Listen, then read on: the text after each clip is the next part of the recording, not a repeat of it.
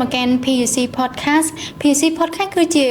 podcast មួយក្នុងគោលបំណងចែករំលែកនៅបទពិសោធន៍ក្នុងការសិក្សារៀនសូត្រក៏ដូចជា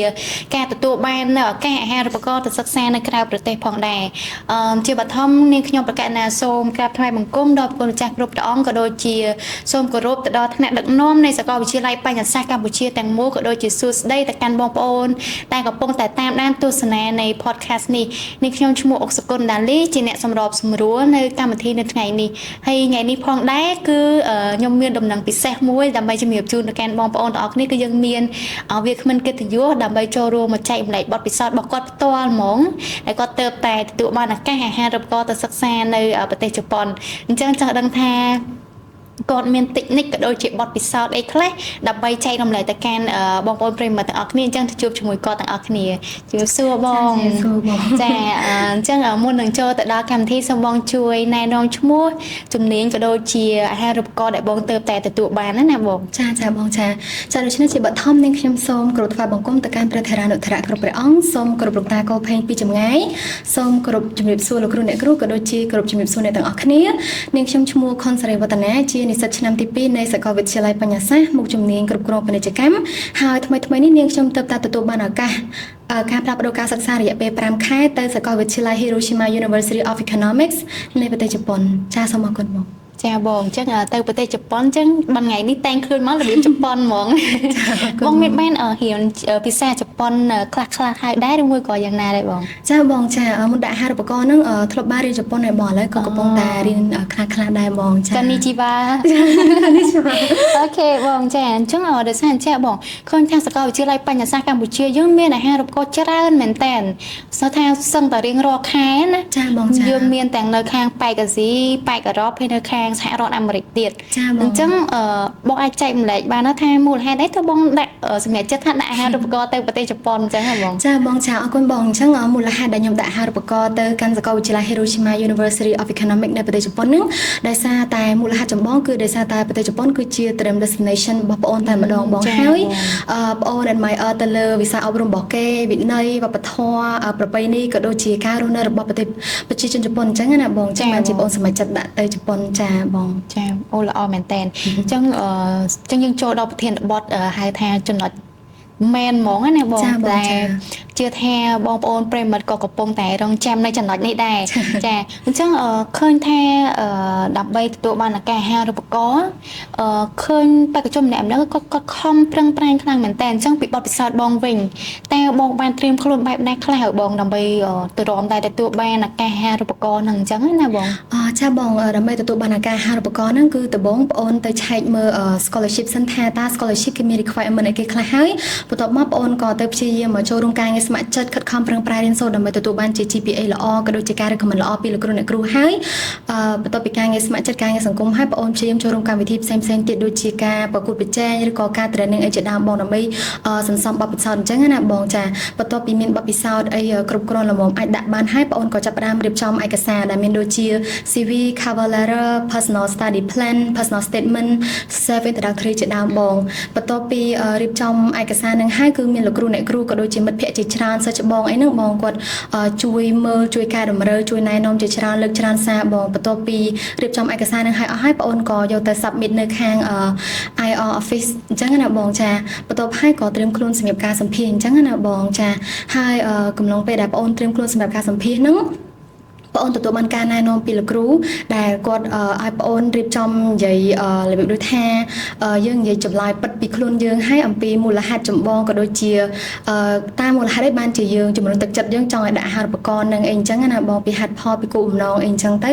ចាបងបន្ទាប់ពីបងអូនត្រៀមខ្លួនសម្រាប់ការសម្ភាសន៍ហើយនៅពេលដែលសម្ភាសន៍ហ្នឹងគឺបងអូនទៅឲ្យបានមុនម៉ោងយើងរៀបចំខ្លួនឲ្យបានសមរម្យស្អាតបានអញ្ចឹងណាបងចាស្ដាប់មើលទៅបងសិត goal ហើយរួចជាស្រេចហ្មងថាចង់ទៅបន្តការសិក្សានៅប្រទេសជប៉ុនហើយចំណុចដែលសំខាន់មួយទៀតគឺឃើញថាតាមរយៈបទពិសោធន៍ដែលបងរៀបរាប់មិញណាឃើញថាសាកលវិទ្យាល័យបញ្ញាសាស្ត្រកម្ពុជាគឺចាំ support គ្រប់សពបែបយ៉ាងតែម្ដងទាំងថា application ទាំង guardian ផ្សេងចាចុះបងសម្រាប់បទពិសោធន៍មួយចំនួនដូចជាការចូលរួមជាមួយសហគមន៍ឬមួយក៏ការ debate ឬមួយក៏កម្មវិធីប្រកួតប្រជែងផ្សេងតែបងអាចចែកម្លែកបានអត់ថាមិត្តនិស្សិតគាត់អាច ទៅចូលរួមកម្មវិធីក៏ដូចជាសកម្មភាពទាំងអស់ហ្នឹងតាមរយៈអីដែរបងចាបងចំពោះការងារ community ការងារសង្គមការងារស្ម័គ្រចិត្តអីយើងអាចចូលរួមតាមរយៈបញ្ញាសាស្ត្របានហើយយើងក៏អាចចូលរួមតាមរយៈកម្មវិធីផ្សេងៗទៀតដែរបងដែលគេធ្វើការផុសនៅលើ social media ផ្សេងៗអញ្ចឹងណាបងបន្ទាប់ពីយើងឃើញឱកាសទាំងអស់ហ្នឹងហើយយើងព្យាយាមចូលរួមឲ្យបានច្រើនទៅប៉ុន្តែយើងត្រូវគិតមើលដែរថាយើងចូលរួមការងារស្ម័គ្រចិត្តណាដែលពិតជាផ្ដល់ផលប្រយោជន៍ដល់សង្គមពិតមែនបងចាហើយចំពោះការងារការប្រកួតប្រជែងការ training អីផ្សេងៗហ្នឹងគឺបងអូនចូលរួមតាមរយៈគេផុសនៅលើ social media អញ្ចឹងយើងអូឃើញអញ្ចឹងទៅយើងក៏ចាប់អារម្មណ៍ក៏ដាក់ apply ទៅអញ្ចឹងណាបងចាខ្ញុំឯកភាពមួយបងសាកលវិទ្យាល័យបញ្ញាសាស្ត្រកម្ពុជាយើងគឺមានសកម្មភាពទាំងអស់ហ្នឹងច្រើនមែនតើដូចជាជាក់ស្ដែងគឺយើងមានក្លឹបជាច្រើនដូចជា PYCD PAS KYGM អីផ្សេងៗអញ្ចឹងទៅហើយក្លឹបមួយចំនួនហ្នឹងគឺគាត់មានសកម្មភាពផ្សេងគ្នាអញ្ចឹងមុននិស្សិតដែលសិក្សានៅសាកលវិទ្យាល័យបញ្ញាសាស្ត្រគឺគាត់អាចរៀនបានច្រើនមែនតើថារៀនបានគ្រប់ជ្រុងជ្រោយណាបងចាចឹងសម្រាប់ការតាមដានទៅលើព័ត៌មានអាហារូបករណ៍វិញបងតើគាត់អាចទៅរកព័ត៌មានទាំងអស់ហ្នឹងតាមរយៈអីគេខ្លះបងចាបងចំពោះអាហារូបករណ៍គឺយើងអាចទទួលបានតាមរយៈ page របស់សាលាចាបញ្ញាសាស្ត្រា University of Cambodia ហ្នឹងហើយ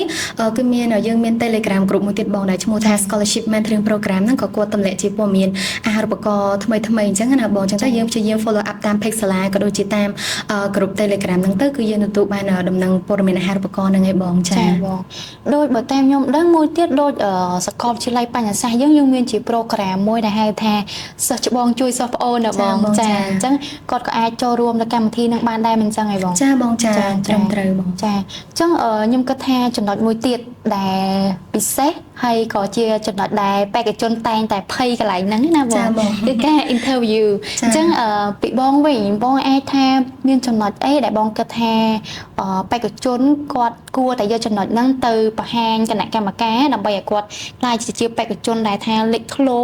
ហើយអាចនឹងទទួលបានការអាហារូបករណ៍ហ្នឹងអញ្ចឹងណាបងចាបងតាមបទពិសោធន៍បងអូនផ្ទាល់បងអូនគិតថាក្រៅពីតែយើងមាន GPA ល្អហើយការងារស្ម័គ្រចិត្តការងារសង្គមក៏ដូចជាភាសាអីបានល្អហើយគឺយើងត្រូវបង្ហាញទៅកាន់គណៈកម្មការនៅ commitment របស់យើងការតាំងចិត្តការមិនបោះបង់ដូចថាយើងធ្លាប់ធ្លាក់ម្ដងហើយយើងនៅមកប្រឡងម្ដងទៀតអញ្ចឹងណាបងចា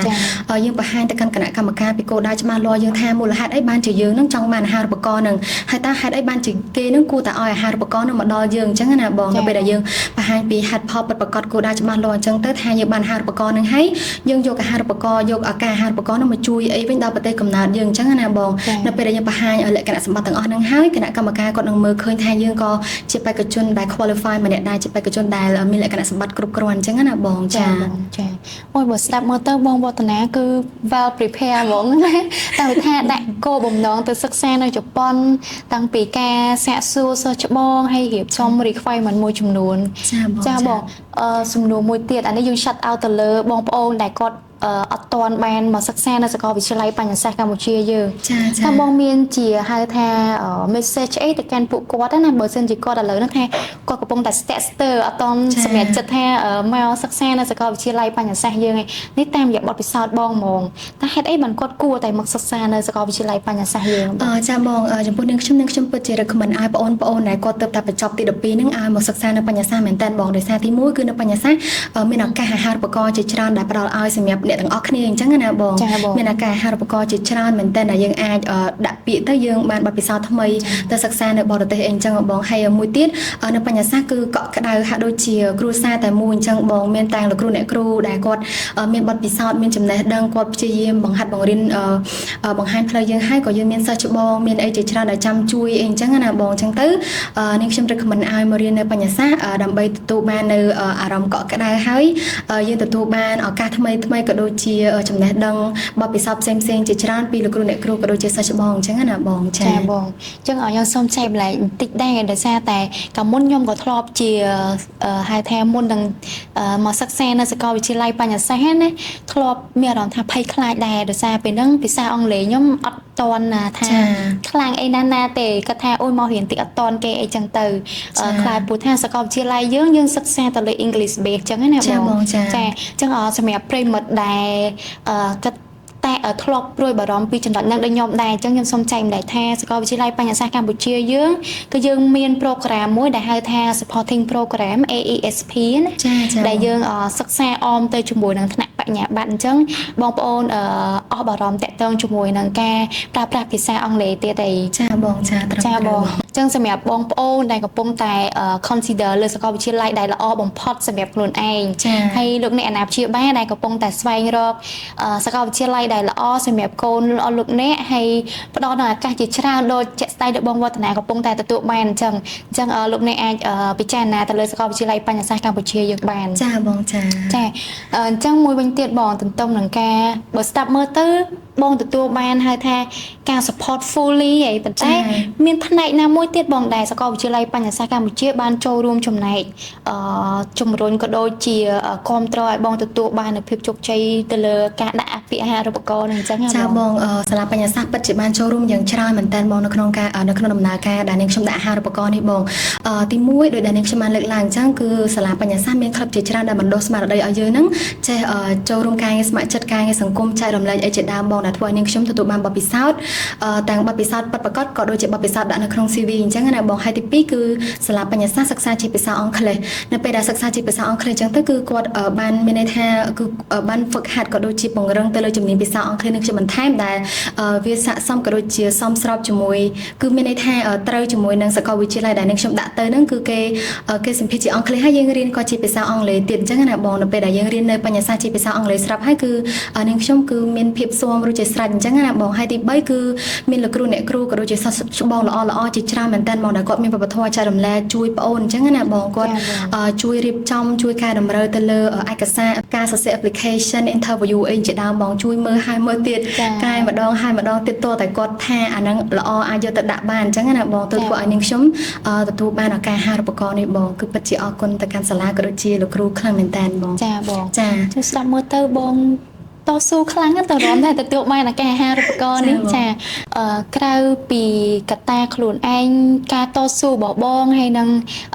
ការជួយជ្រោមជ្រែងពីសាលាប្រកាសជាមានមនុស្សមួយចំនួនទៀតដែលនៅជុំវិញខ្លួនបងណាចាបងចាថាគាត់ជា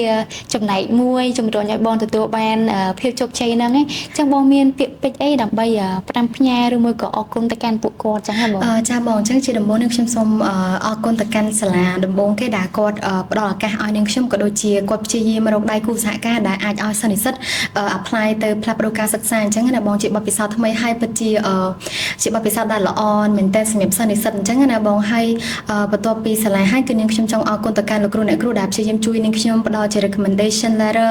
ជួយកែតម្រូវទៅលើ application ជាដើមហើយក្រៅពីនេះនាងខ្ញុំក៏មានប៉ាម៉ាក់ដែលគាត់ព្យាយាមជួយលើកទឹកចិត្តឧបត្ថម្ភអីអញ្ចឹងជាដើមបងដែលធ្វើឲ្យនាងខ្ញុំនឹងមានលទ្ធភាពគ្រប់គ្រាន់ក្នុងការដាក់អាហារូបករណ៍នឹងអញ្ចឹងណាបងហើយមួយវិញទៀតគឺអរគុណទៅកាន់មិត្តភ័ក្តិដែលកំឡុងពេលដាក់អាហារូបករណ៍នេះគឺខ្ញុំពិបាកអីអញ្ចឹងណាបងហើយគាត់ថាដាក់ទៅអត់ជាប់ទេគេបកកែច្រើនណាស់ហើយពួកគាត់ក៏ជួយឆែកមើល application ហើយគាត់ជួយលើកទឹកចិត្តថាអត់អីទេដាក់ទៅដាក់សាកទៅអីអញ្ចឹងណាបងគាត់លើកទឹកចិត្តថាឲ្យដាក់ទៅសាកមើលអីអញ្ចឹងណាបងចាបងចង់មកដល់កន្លែងចំណុចហ្នឹងទៀតបើសិនជាគាត់នៅតែថានៅតែមានភាពភ័យខ្លាចថាខ្លាចអត់ជាប់អត់អីអញ្ចឹងបងមានពាក្យអីជា message ទៅគាត់ហ្នឹងបងថាអូខេនិយាយទៅដើម្បីឲ្យគាត់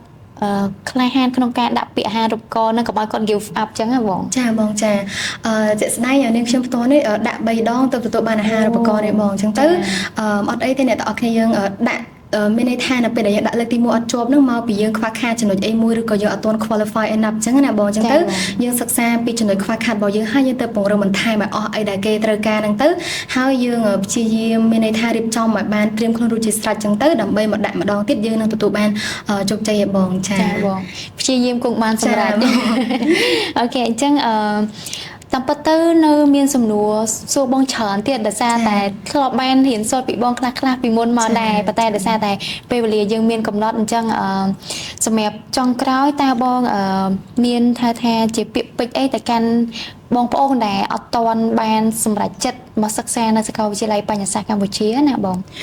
ចាបងចំពោះបងប្អូនដែលគាត់ក៏ដូចជាសិស្សានុសិស្សដែលមិនទាន់សម្រេចចិត្តថានៅមករៀននៅសាកលវិទ្យាល័យបញ្ញសាស្ត្រនាងខ្ញុំពិតជាលើកទឹកចិត្តឲ្យមកសិក្សានៅសាកលវិទ្យាល័យបញ្ញសាស្ត្រខ្លាំងមែនតើបងដោយសារតែថាសាកលវិទ្យាល័យបញ្ញសាស្ត្រមានលោកគ្រូអ្នកគ្រូដែលមានបទពិសោធន៍មានចំណេះដឹងហើយ គឺយើងសិក្សាជាភាសាអង់គ្លេសហើយដែលសំខាន់នោះគឺសាលាយើងមានដៃគូសហការច្រើនដែលគាត់បើកឱកាសឲ្យយើងទៅផ្លាស់ប្ដូរការសិក្សាជាមួយនឹងប្រទេសផ្សេងៗជាច្រើនទាំងនៅអាស៊ីទាំងនៅអឺរ៉ុបអញ្ចឹងណាបងអញ្ចឹងទៅនៅពេលដែលយើងមកសិក្សានៅបញ្ញាសាស្ត្រយើងប្រកាសយើងអាចនឹងមានឱកាសខ្ពស់ក្នុងការទទួលបានអាហារូបករណ៍ទៅសិក្សានៅក្រៅប្រទេសដែលជាក្តីសម័យរបស់សិស្សានុសិស្សគ្រប់គ្នាអញ្ចឹងណាបង ចាបងអញ្ចឹងសម្រាប់ប្រិយមិត្តបងប្អូននិស្សិតដែលចង់បានសាលាមួយហើយដែលនឹងទទួលបានឱកាសដូចបងវឌ្ឍនាដែរគឺសាកលវិទ្យាល័យបញ្ញាសាស្ត្រកម្ពុជាគឺរងចាំបងប្អូនទាំងអស់គ្នាចាអញ្ចឹងដោយសារតែពេលវេលាយើងមានកំណត់ប្រសិនបើនាងខ្ញុំជាអ្នកសម្របសម្រួលមានពាក្យពេចន៍